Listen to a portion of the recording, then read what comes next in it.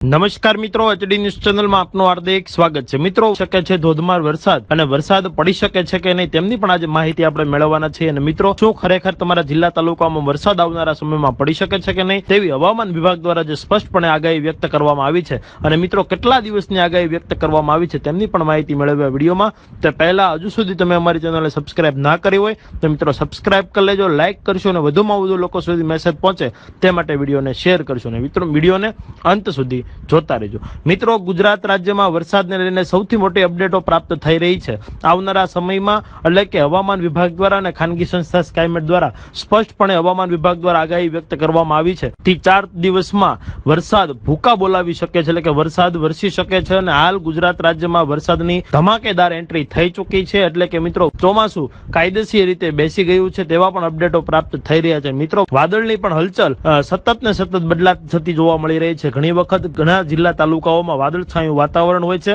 ત્યારે અમુક સમય જતા વાદળ છુપાઈ જતા હોય છે અને પાછા પણ વાદળ બંધાઈ જતા હોય છે તેવા અપડેટો પ્રાપ્ત થઈ રહ્યા છે। જ્યારે મિત્રો ધોધમાર વરસાદની આગાહી અને સાથે વાત કરીએ તો મિત્રો જિલ્લા વાઇઝ અને તાલુકા વાઇઝ તો મિત્રો સૌરાષ્ટ્રમાં હાલ વરસાદ જેવી સ્થિતિ અનુકૂળતા લાવી શકે છે, એટલે કે વરસાદ પડી શકે છે। અમદાવાદ, સુરત એટલે કે મધ્ય ગુજરાત અને દક્ષિણ ગુજરાતમાં વરસાદ આવી શકે છે। અમુક વિસ્તારોમાં મધ્ય વરસાદ, અમુક વિસ્તારોમાં ધોધમાર વરસાદ, અમુક વિસ્તારોમાં ખૂબ અતિશય ભારે વરસાદની પણ આગાહી વ્યક્ત કરવામાં આવી છે। મિત્રો, પવન સાથે વરસાદ આવવાની શક્યતાઓ વર્તાઈ રહી છે। ત્યારે મિત્રો આવી અપડેટ, આવા ન્યૂઝ રમેશને માટે આપના સુધી પહોંચાડતા રહીશું। ત્યારે અમારી ચેનલને અમને સપોર્ટ કરવા માટે અમારી ચેનલને સબસ્ક્રાઇબ કરો, લાઇક કરશો અને વધુમાં વધુ લોકો સુધી મેસેજ પહોંચે તે માટે વિડીયોને શેર કરો।